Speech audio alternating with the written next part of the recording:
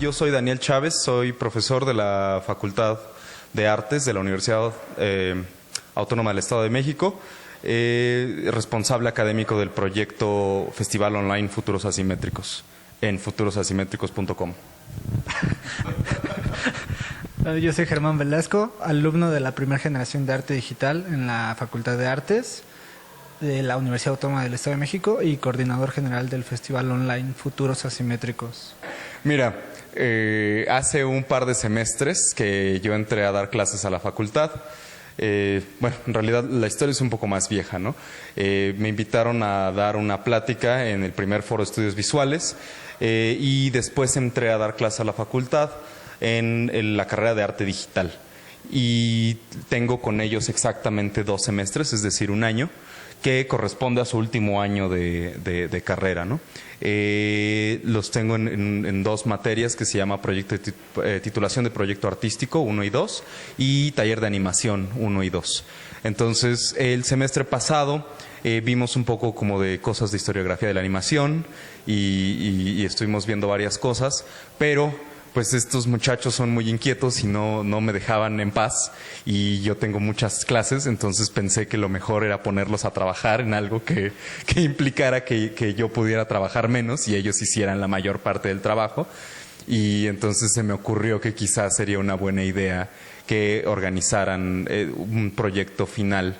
La contraparte de este proyecto en la carrera de artes plásticas era una muestra, una exposición. Entonces, para gente de arte digital estuve pensando, bueno, que ellos muchas de las cosas que hacen pues se ven en pantallas, etcétera. Entonces, platicando un poco, y como que llegamos a la idea de organizar como una muestra de sus trabajos, pero que estuviera todo online, que fuera completamente digital y que fuera todo online. Y de ahí empezó, esa fue mi idea, ¿no? Muy básica y muy pobre, si lo quieres ver inicialmente. Y de ahí más bien ellos ya empezaron a tomar un poco, se hicieron responsables un poco del proyecto y empezaron a hacerlo crecer hasta que se volvió el Festival Online Futuros Asimétricos, ¿no? Entonces, eso es a grandes rasgos como la idea. Yo en mi idiosincrasia académica siempre quise que fuera más como un coloquio virtual, pero después entre ellos empezaron a tener como ampliar el proyecto de muchas formas que al final resultaron como muy interesantes, ¿no?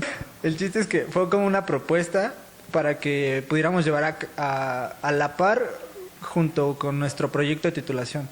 Entonces, la idea era mostrar los proyectos de titulación y que no solo se quedaran como te piden en la biblioteca un ejemplar. Entonces casi nadie entra a la biblioteca y casi nadie lee los proyectos de titulación.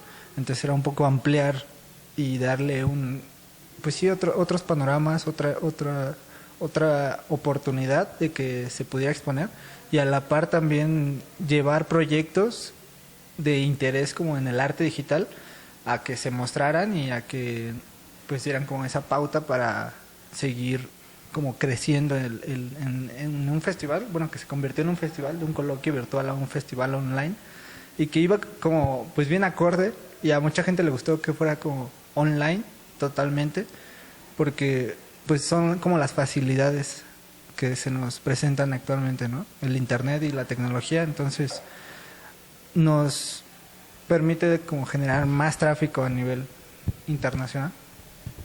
Y quizás te sirva saber un poco como en la hoja de proyecto original, después se retrabajó un poco, pero en la hoja de proyecto original los objetivos eran como 3.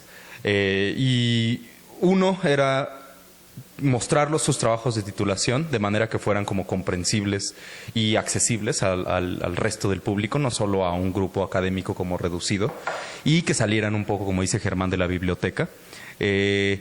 Esto también como con una idea detrás que tiene que ver con que, tratándose de una universidad pública, finalmente son recursos públicos, ¿no?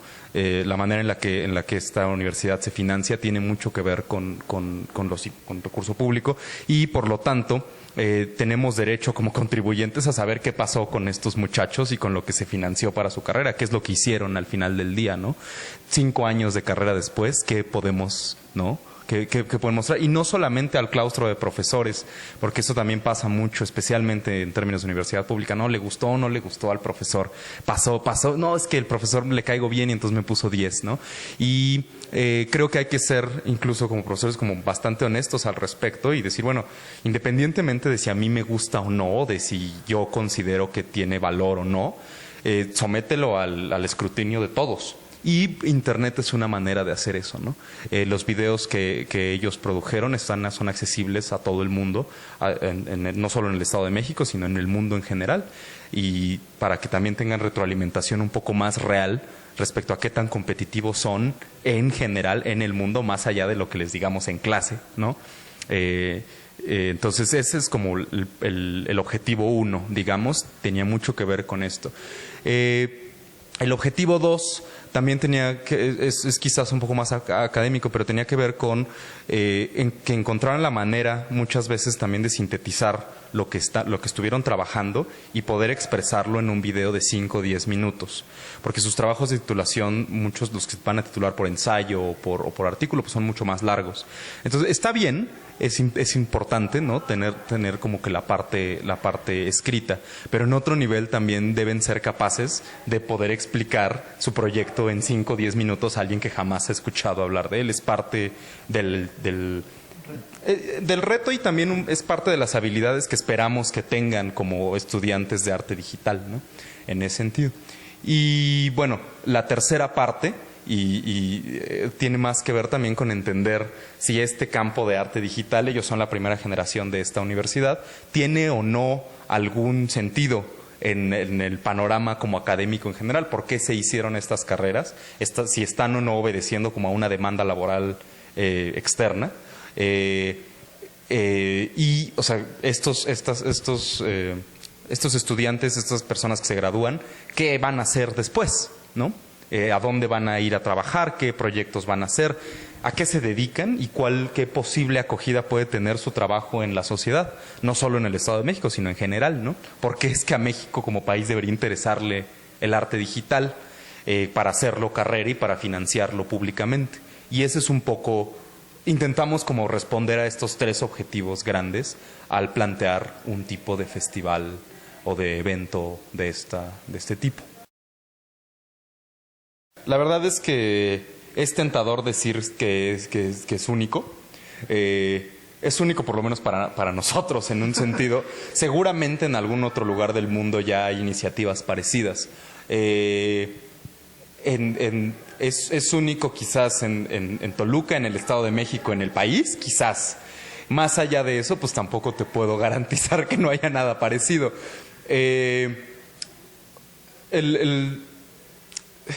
Sí, hay algún tipo, para mí por lo menos la influencia quizás es un poco más de orden teórico, ¿no? Yo estuve involucrado especialmente cuando estaba escribiendo mi tesis de maestría con ambas cosas, con proyectos de videoensayo o de maneras, digamos, videográficas de hacer teoría o de plantear como documentos académicos no escritos, y como por un lado, y por otro con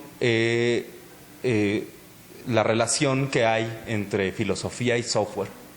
Esas dos son como las líneas, un poco mis líneas como personas de investigación. Entonces, lógicamente hubo cuando estábamos un poco pensando como qué hacer para este proyecto, pues no sé, mis influencias en todo caso quizás fueron esas. Tuve un artículo que se publicó hace unos años que coeditó una profesora que actualmente cura un sitio que se llama Audiovisualcy, que son videoensayos de teoría de cine, y es un canal en el que suben videoensayos constantemente. Y recientemente se hizo la primera revista académica indexada, digamos internacional, con productos no escritos, que se llama In Transition. Y reciben todo tipo de productos, tanto electrónicos como interactivos, como de software, pero también de video, como si fueran entradas a una revista, ¿no? Y es un proyecto completamente académico. Entonces, si lo quieres ver así, estoy como un poco como estoy un poco metido con esa gente que le interesa como esa parte. Heredamos como esta idea de que el conocimiento académico tenía que venir en forma escrita de una dicotomía de hace muchos años cuando se fundó, digamos, como la estética moderna, pero no tenemos por qué perpetuarla, especialmente en países como México, en países de América Latina. Yo creo que hay una enorme oportunidad para modalidades de conocimiento que no son necesariamente escritas y que no vienen con las consiguientes como barreras de entrada que tienen las revistas y los journals como académicos indexados, ¿no? Entonces, a mí me pasaba mucho con ellos porque el semestre anterior escribían y hay tienen como alguna deficiencia también como de antes, de la época CEP, ¿no? En tanto a leer y escribir, pero al mismo tiempo tenían mucho que decir y tenían modos de expresar que no necesariamente iban a estar bien plasmados en un escrito de 40 cuartillas, ¿no? Que es un poco como que la expectativa universitaria, ¿no? Entonces, para mí siempre fue muy importante también como que darles como algún otro tipo de herramientas para que pudieran expresar y que entendieran que estas herramientas también son valiosas, ¿no? Y que lejos de estar como en la periferia, en muchos otros países, de los que yo conozco, Estados Unidos, en Reino Unido, en Europa en general, hay mucho interés por este tipo de conocimientos que vienen en modalidades no escritas. Entonces, en ese sentido, me da mucho gusto porque los puedo ver como a la vanguardia en muchas cosas de las que hacen. Se me vino a la mente, bueno, podemos como tomar algo, no sé, de las conferencias de TED, ¿no? Las charlas de TED, que son como formas actuales más entretenidas, como de saber de ciertos temas que no estás como al tanto, pero en 10 minutos puedes como tener un pedazo de conocimiento, ¿no? Que no tenías antes. Actualmente, pues con los cursos que hay en línea gratis, en donde tienes cursos de las mejores universidades, de arte, de como científicas, académicas, de todas las carreras. Entonces, todos estos se apoyan mucho del video. Y creo que sí, el video, como dice Daniel, te ayuda a explicar de otro modo que no podrías, ¿no? En texto. Claro, hay una efervescencia enorme en términos como de educativos respecto a las posibilidades a través de Internet, como que llegar a lugares a donde jamás llegaría determinado tipo de cursos, etcétera. Pero y la otra gran lección quizás para nosotros es que somos un país que consume muchísimo video. Desafortunadamente no es de la mejor calidad la mayor parte del tiempo, pero finalmente México específicamente, cuando ves los números, según la Asociación Mexicana del Internet, por ejemplo, el consumo de video en México es altísimo en proporción con otros países similares o con la misma demografía. En México vemos muchísimo video. No tengo los datos exactamente a la mano, pero cuando lo estuve revisando hace un tiempo, estamos hablando en términos de los usuarios, por ejemplo, nada más de YouTube en México, estamos consumiendo aproximadamente 5 horas de video diario per cápita de los usuarios, no de todo el país, pero de los usuarios entonces algo así, y es muchísimo, si lo piensas bien es enorme, ¿no? La categoría de crecimiento más alta en YouTube es videos educativos, o lo que YouTube llama videos educativos, porque ahí incluyen así como desde cómo cambio un foco hasta qué plugin necesito para todo, ¿no? Esencialmente. Entonces, sí, hay mucho como de eso. Entonces, también un poco entender que culturalmente quizás estamos mucho más preparados para ver cosas que para leer, ¿no? Es una pena que leamos tan poco, pero también es una pena que lo que veamos en términos de audiovisual sea tan pobre.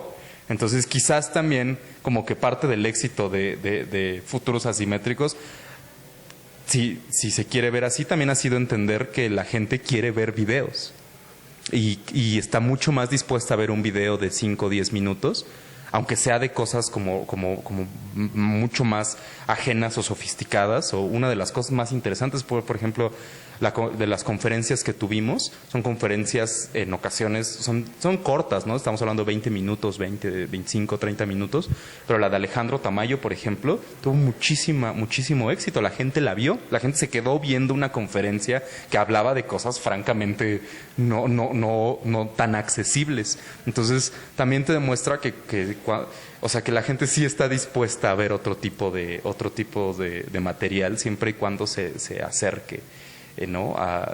Esté disponible para eso. Creo que sí era como de verdad un reto, ¿no? Mostrar de verdad qué aporta el arte digital a otras personas y al mismo tiempo cómo hacer que... Sí, la gente te pregunta a veces a nosotros como alumnos, en realidad qué ves, ¿no? En tu carrera o de qué vas a hacer cuando salgas. Entonces, creo que el festival es como... Métete a futurosasimétricos.com, ¿no? Más o menos como para darte una idea. Entonces, la forma de acercarse, por ejemplo, ayer que ahorita hablamos como de que México consume bastante como video. México es como es el segundo a nivel, pues, internacional que va al cine, ¿no? O sea, las personas como que van mucho al cine aquí. Y es una lástima igual que no se pongan como cosas mexicanas, pero es una realidad que le gusta ir al cine y ver video.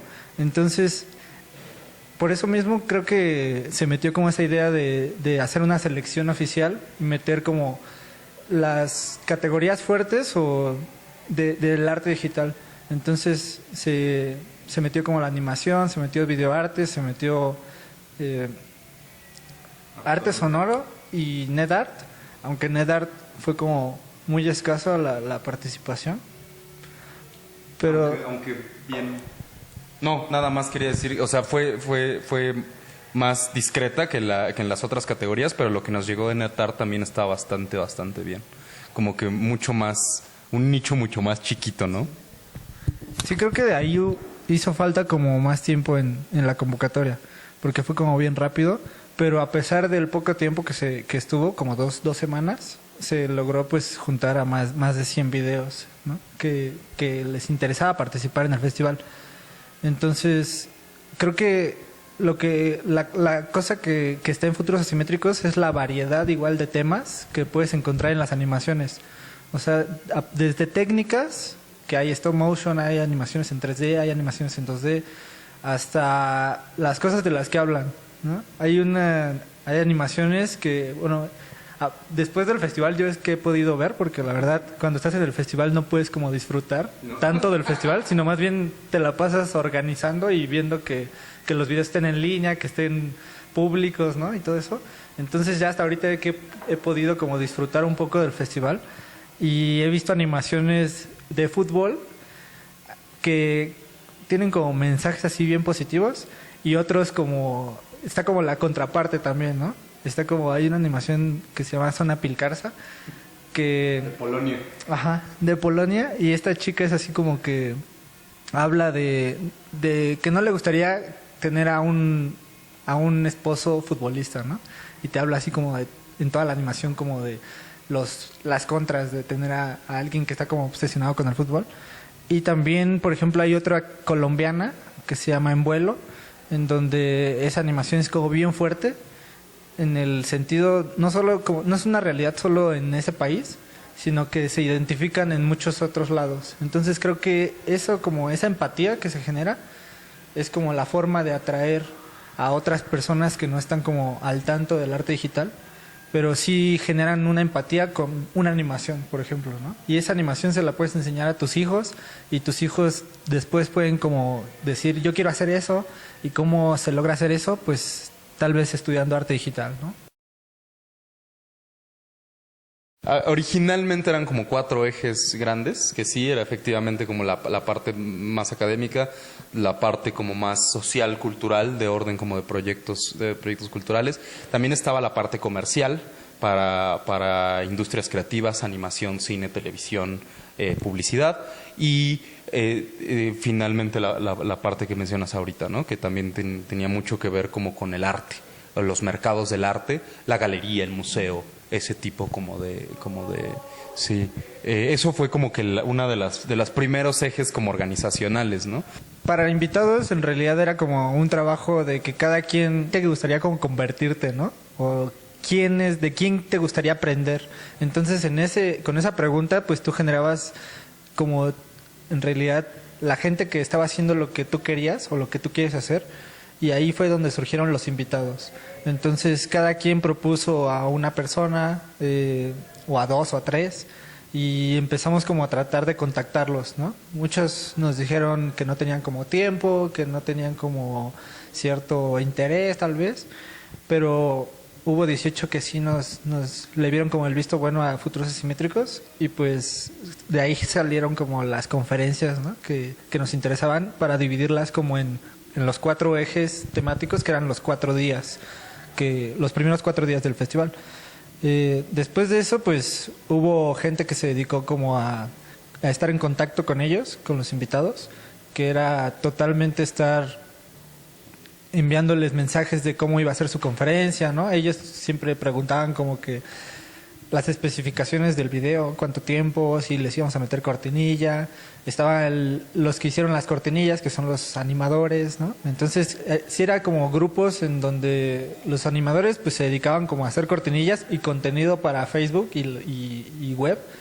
Y los que estaban como en contacto con los invitados, los que estaban en la convocatoria, y se hizo un Fest Home. Entonces, los que estaban como recibiendo el material, organizándolo para pasárselo a nuestro jurado, y también estaban los que estaban dedicados como a prensa, ¿no? Buscando como cosas de Futuros Asimétricos en la web, los que estaban o sea, en realidad sí era como distintos grupitos tratando como de organizar todo, ¿no? Los que estaban de communities managers en las redes sociales, había una persona en Instagram, una persona en Twitter y una persona en Facebook. Entonces la idea era aprovechar como nuestra ventaja, que era que éramos bastantes, que hubo muchas personas que de verdad pues sí se hicieron como desde el principio a un lado. Hay un proceso ahí raro de selección natural en el que la gente que está interesada se autoselecciona en muchos sentidos, y los que no también inmediatamente como que se desaparecen y nunca más los vuelves a ver, ¿no? Sí hay un poco de eso. Es mucho más complicada la organización de lo que todos esperábamos, yo creo. No, como creció el proyecto y incluyó la convocatoria abierta, y de repente no eran 3 invitados sino 18, y de pronto era creció un poco más allá de lo que quizás imaginábamos, y la organización lógicamente es un reto. Sí, es un reto. Una de las cosas, por ejemplo, que tenemos que ver a futuro es cómo optimizar un poco la organización de esto. Nos enfrentamos como a varios cuellos de botella en términos de video. De repente tienes 20 gigas de video y no sabes qué hacer con ellos, y de pronto hay como que faltan 20,000 cosas de web, pero al mismo tiempo todos están trabajando en ellas, y es difícil. Por lo menos para mí, como persona que trataba de ver todo el proyecto, a veces era difícil ver todo el proyecto. Si fuera un camino probado, podríamos decir, ¿sabes qué? Lo que pasa es que necesitamos A, B, C, D, ¿no? Y para nosotros la organización no fue para nada así. Fue como de, no, queremos hacer algo que a nadie le queda claro cómo se hace. No sabemos cómo organizarnos. Necesitamos inventar un montón de cosas. Necesitamos inventar modelos como organizacionales que resuelvan ciertos problemas. Y es lo que les decía un poco. Somos muchos. Eso puede ser una ventaja si lo hacemos bien, o puede ser un problema si lo hacemos mal, ¿no? ¿Cómo convertimos nuestros números en algo positivo, en algo que nos ayude, en una ventaja? Y algunas veces funciona mejor que otras, y hay cosas que necesitas como que revisar, y hay cosas que empiezan a salir bien, y hay gente que de repente se responsabiliza, y de repente al día siguiente te dice, ¿sabes que esto ya está? Y eso es como que la mayor satisfacción, ¿no? En términos de organización, la otra cosa que pasa, por lo menos, y que para mí por lo menos es quizás de las más estresantes, es que no puedes ver el producto completo hasta muy poco tiempo antes de que esté listo. Entonces de repente era como, estamos a 3 días de salir y siguen faltando cosas, y se siguen, ¿no? Y de repente, o sea, el día, las horas antes de que saliéramos, de repente ya estaba todo. Y era como, wow, jamás pensé que todo esto fuera... Porque es como un rompecabezas enorme, entonces estás juntando un montón de piezas Y no ves, claro, la verdad, cuándo es que se van a acabar de juntar. Como que el mecanismo de trabajo para proyectos web es mucho más disperso y es más difícil integrarlo, y la integración ocurre al final.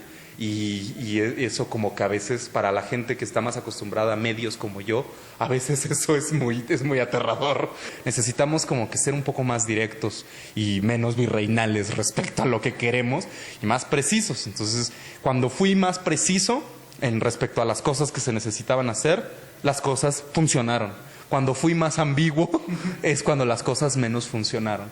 Entonces, esa es una de las desventajas de trabajar en números grandes. Necesitas ser hiper preciso para que todos estén en el mismo canal. Y en el momento, la más mínima ambigüedad, cuando la multiplicas por 40 personas, ya la gente va a hacer lo que quiera, o no te va a entender, o van a hacer cosas distintas, o etcétera. Entonces, sí es un reto el lenguaje, todos tener el mismo lenguaje también, ¿no?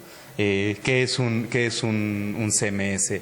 ¿Qué es un iframe? ¿Cómo programamos